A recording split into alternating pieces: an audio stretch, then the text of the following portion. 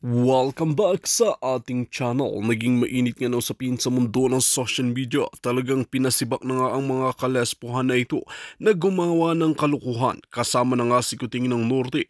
Dito nga natin mapapansin na talagang marami pa rin korap na mga opisyalis na nagpapapayad ng mga kanilang mga prinsipyo at mga dangal at hindi na talaga nila pinaglilingkuran at tinutupad ang kanilang tungkulin at sinumpaang mga salaysay nung sila ay mahalal sa kanilang posisyon.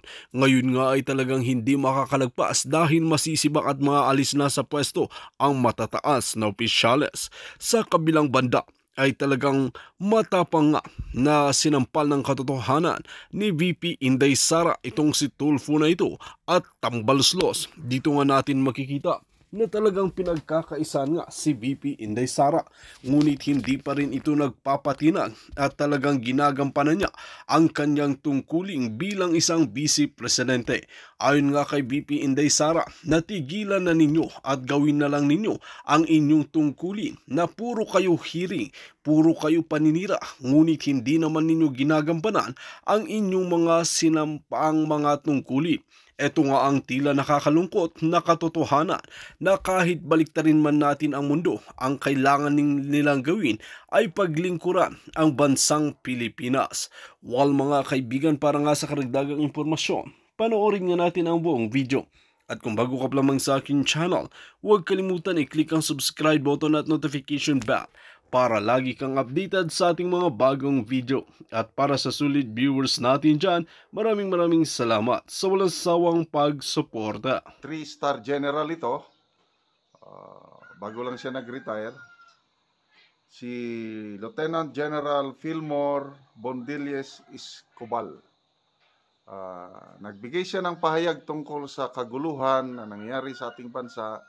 Itong ginagawa ng mga makakaliwa na sila yung nangunguna pag-file, pag-endorse ng impeachment complaint laban kay VP Inday Sara. So ito, mayroong post si Sir Jason sa 1 hour ago. So, pinost niya itong statement ni Lieutenant General Escobal. Basahin ko ha. The CPP political officers in the House of Representatives must be happy with what's happening in the country right now. Let's unite to remove them from Congress in the May 2025 election. So, ganda ang panawagan niya. Namamayagpag po ngayon itong mga makakaliwa o yung Makabayan Black, kasama na rin itong Akbayan. Kasi ang unang nag-file ng impeachment complaint, Akbayan eh. Ano rin ito, makakaliwa rin ito. Tapos itong Makabayan Black, Party Alliance of Concerned Teachers, Gabriela, Kabataang Party List. Sila ngayon ang maligaya. Bakit? Kasi wala na eh, nagkakawatak-watak na tayo. Tignan nyo, pati Iglesia ni Cristo na napakatahimik na grupo. They are a peace-loving group. Kapayapaan lang ang hangarin ng Iglesia ni Cristo. Na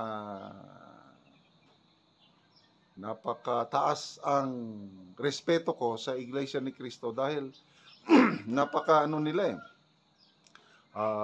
Malaking contribution nila sa ating bansa. Bibihira, halos wala eh. Wala akong badlungon o yung pasaway na Iglesia ni Cristo. Kasi kung pasaway ka sa Iglesia ni Cristo, ititiwalag ka.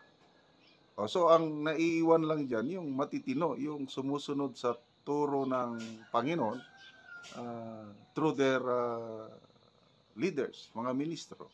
So ngayon, napuno na ang Iglesia, magsagawa na ng malawakang rally. Magsagawa na sila, nagsalita na. At to me, this is a very good development kasi sinusuportahan nila ang opinion ng Pangulong Marcos Jr. na wag nang ituloy ang impeachment dahil hindi nakakatulong sa taong bayan. As simple as that. Kahit opinion lang yon, kahit request, kailan kung may paggalang ka pa, dapat pakinggan. Katulad nung panahon ni PRRD at ni BP Leni Robredo, mayroong gustong mag-file ng impeachment complaint laban kay BP Leni Robredo. Nung nagsalita ang Pangulong Duterte, nung sinabi niya na ayoko, dapat matapos niya yung termino niya dahil binutuhan siya ng taong bayan. Nakinig sila. Walang nangyaring filing ng impeachment. Ngayon, nagsalita ang Pangulo na napakaganda naman yung kanyang hangarin para hindi ma-distract ang ating atensyon dahil ang dami pang problema ng bayan na dapat asikasuhin ng mga mambabatas. Itinuloy pa rin. Di ano ngayon? Ayan. Kaya salamat naman sa Iglesia ni Cristo. Inaabangan na natin kailan kaya yung malakihang rally nila. Okay, so balik tayo dito sa panawagan ni General Escobar. Sabi niya, let's unite to remove from Congress itong mga makakaliwa. Kasi yung party list, maganda ang hangarin ng party list para may boses sa Kongreso ang mga iba't ibang sektor, gaya ng mga farmers, fishermen, mga maliliit. Ito, sinamantala. Nagbuo daw sila ng mga grupo-grupo nila. Kaya lang, yun na, iba ang ano. Ito na yung tinatawag nila na political and legal struggle. May dalawa kasi ang struggle ng makakaliwa. Armed struggle, pamamagitan ng New People's Army. Tapos itong political legal struggle, ito na, yung National Democratic Front, sasama sila sa eleksyon at nananalo nga. Before umupo si PRRD, ang dami nilang party list congressmen. Umabot ata ng 6 or 7. Mabuti na lang ngayon, halos natalo sila. Hindi nga sila nakakuha ng 2% votes. 2% of all votes nitong nakarang eleksyon. Talo na sana sa lahat.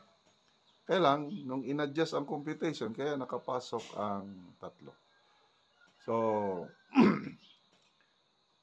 basahin natin ang mga comments ng So, agree ba kayo dito sa panawagan ni Lieutenant General Escobar na basahin ko ulit yung kanya, the Communist Party of the Philippines political officers in the House of Representatives.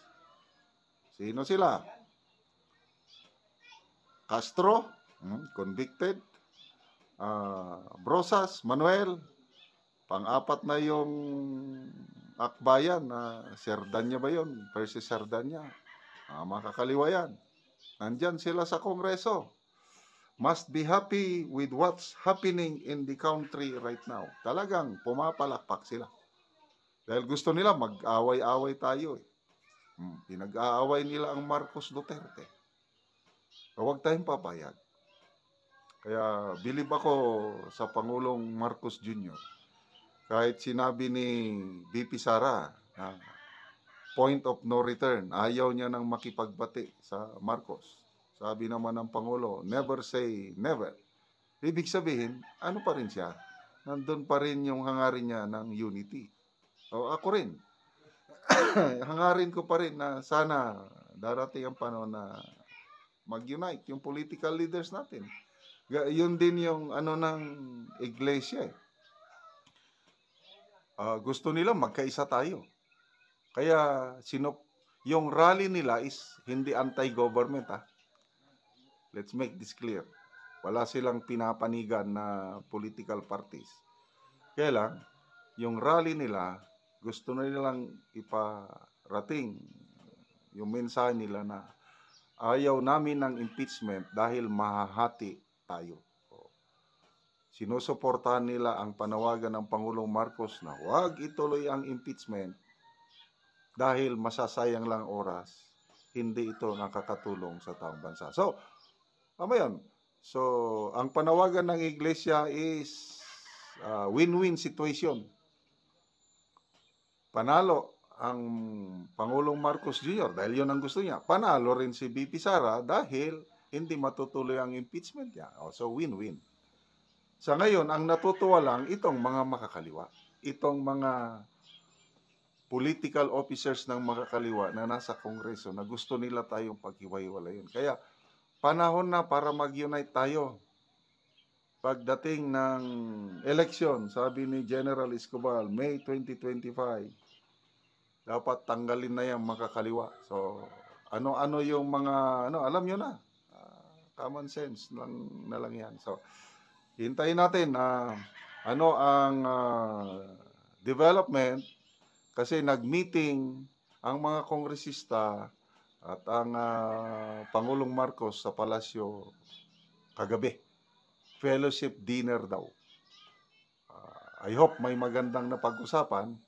Sana ang napag-usapan doon is sige, kahit na i-file yung dalawang impeachment complaint, kung talaga ang House leadership susunod sa hiling ng Pangulo, pwede nilang i-tone down o hindi na uusad. Pwede yun. Kaya lang, kung matigas ang ulo nila at hindi na sila makikinig sa Pangulo, iusad nila, iakyat sa Senado. Sana hindi na aakyat sa Senado ang impeachment complaint. Ito, kaya lang, huwag po tayong mag-alala kasi kahit iakyat nila sa Senado, siguradong matatalo yan. Maraming senador na ayaw ng impeachment at sigurado. Ganito yung survey. If ngayon gaganapin ang presidential election, sino ang iboboto mong presidente? So may 4 na choices. Number 1, Speaker Martin Romualdez. Number 2, Senator Tulfo. Number 3, Senator Hontiveros. And number 4, BP Sara. So, sa isang araw pa lang, mayroon ng 33,000 votes. So, mabilis ang pagboto, no? So, ito, as of now, ang boto na nakuha ni Speaker Martin Romualdez is only 3%. Ang nakuha naman ni Senator Tulfo is 2%. Ang nakuha ni Senator Hontiveros is 1%. Ang nakuha ni BP Sara is 94%. Wow! Halos similar result ito. Mayroong kahapon, i-vlog ko na ito online survey din. Nakalimutan ko na yung channel. Tinanong lang yung kanino sila naniniwala, yung trust rating naman. Ang trust rating na nakuha ni BP Sara is 95%. Ang trust rating ni Pangulong Marcos Jr. is 5%. 4%. 1% lang kay Speaker Martin Romualdez. Ito ngayon ang lumalabas basta online survey. Sa social media ngayon, pag mayroong mga post or videos, binabasa ko ang mga comments. Basta post tungkol sa politika, lalo na itong sigalot between BP Sara and Speaker Romualdez, President Marcos, gano'n.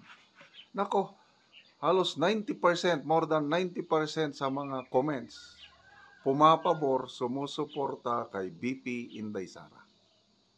Kakaunti lang yung mga pumapabor sa kabila. Kaya, sige, itong ginagawa nila ngayon na panggigipit sa mga Duterte, hindi nila napapansin siguro. Hindi sila nagbabasa ng comments. Ang pinapaniwalaan lang nila yung mga survey ng yung Okta Research, survey ng Tangery, mga ganon. To me, ang real survey, itong mga ganito. Kasi automatic, online, tapos yung mga kalye survey, yun ang mga tunay na survey. Ganon din, marami ng mga nagkakalye survey ngayon. Pinagpipili ang mga tao, kanino sila mas tiwala, Marcos or Duterte. Nako po, overwhelming po. Majority ng Pilipinos nagpapahayag ng suporta o tiwala pa rin sa mga Duterte. So ito, ulitin ko, Pinas Now. Isang araw lang nabutuhan, 33,000 votes. Overwhelming 94% ang boboto kay BP Inday Sara. Okay. Magbasa tayo sa mga comments. Okay, yung comment ng nag-post si Pinas Now, latest, sabi niya, malinaw na sa lahat sa survey sa ating YouTube channel na kahit anong paninira nila kay BP Sara, di naniniwala ang majority sa kanilang mga paratang. Okay? Yun nga yung isang post na nabasa ko, Philippine Star ang nag-post na teachers favor o sumusuporta sa impeachment ni BP Sara. Nako, pinotakte ng batikos ng mga netizens ang Philippine Star. Dahil sinong teachers yan? Baka mga teachers lang na kasamahan ni Franz Castro. Kakaunti sila. So, karamihang nag-comments doon, mga teachers. Sabi na, teacher ako, I support BP Sara. Teacher ako, hindi ako naniniwala sa mga paratang laban kay BP Sara. Teacher ako, ganito, ganito. Dapat ang teacher, non-political. Wala kaming kinakampihan dahil kami ang nagkakanda, kami yung ng eleksyon. Dapat patas kami, hindi kami makialam sa politika. Which is correct. Lahat yan, mga mind conditioning. Okay, so magbasa pa tayo dagdag comments. Ti Helena, sabi niya, BP Sara lang ang malakas. Don Salazar, masipag magtrabaho, hindi magnanakaw. No vote sa lineup ni BBM. Si Villas Thunder, BP Sara Duterte, support kami, mga OFW. Okay. Speaking OFW, may napanood ako kahapon sa Dubai. Taga Ilocos Norte ito Nako. Maka Duterte, itong vlogger na Hens TV. Taga Ilocos Norte, Maka Duterte siya. Tapos, ini-interview yung mga kasamahan niya, nagre-reklamo yung kasama niya, ang hirap ng buhay namin dito. Tapos, kayo dyan sa Pilipinas, nagkakagulo po kayo, nag-away-away. Sinisiraan nyo ng mga Duterte. Mga Duterte kami. So, marami, mga OFW na dismayado. Ang daming OFW na sumuporta sa candidate BBM. Hoping na bayan babangon muli pag upo niya. Anong nangyari? Wala. Lalong humihirap ang buhay ng Pilipino. Okay. Si Cheng. Of course, ang love namin si Ma'am BP Sara. Si James. Ngayon, BP Sara tayo. Hindi mapagkatiwalaan ang mga mafia katunggali niya. Dang Sigoa. We want leader who have fear in God and love his country like BP Sara. 100% we will support BP Sara to run for president. Betty Escudero.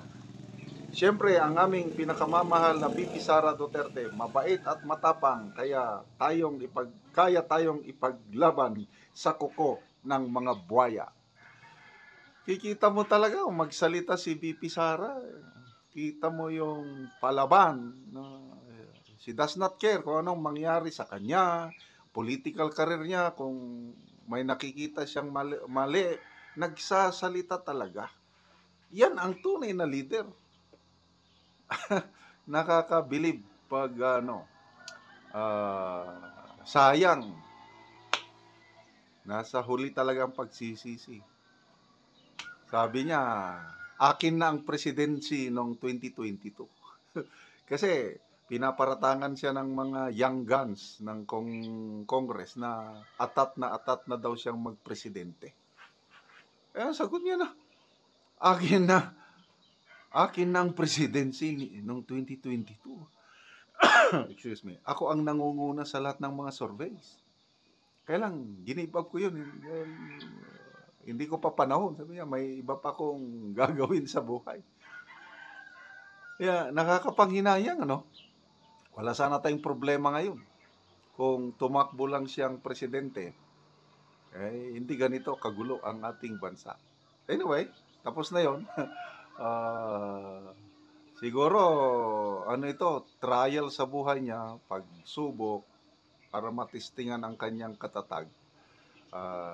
Sana malampasan niya itong mga pagsubok na ito, yung impeachment laban sa kanya, 2 na ang na-file. Puros mga makakaliwalat ang nag-file. Aapurahin na i-impeach si BP Sara before the end of this year. Yon ang plano. Nako, ito na, hulog ng langit ang mga kapatiran nating Iglesia ni Cristo. Biglang nakialam ngayon. Nag-announce na ang leadership ng Iglesia. Magsasagawa sila ng malawakang rally worldwide kung saan lugar na may Iglesia ni Cristo. Sabay-sabay. Against sila sa impeachment dahil divisive, hindi nakakatulong sa taong bayan. Pabor yan kay BP Sara. Pabor din kay Pangulong Marcos dahil naniniwala ang Iglesia ni Cristo sa panawagan ng Pangulo na sayang lang ang panahon ng gobyerno na talakayin ang impeachment. Kaya yun, peaceful rally, wala silang pinapanigan, dyan ako believe sa Iglesia. Kung ano ang ikabubuti ng lahat, yan. I think ngayon ko lang, first time ito na maglunsad sila ng malawakang rally. Correct me if I'm wrong, hindi ko pa ano. Tahimik lang ang Iglesia. Ngayon, napuno ang salop, yun, magrarally sila. So, salamat sa mga sumusuporta kay BP Inday Sara.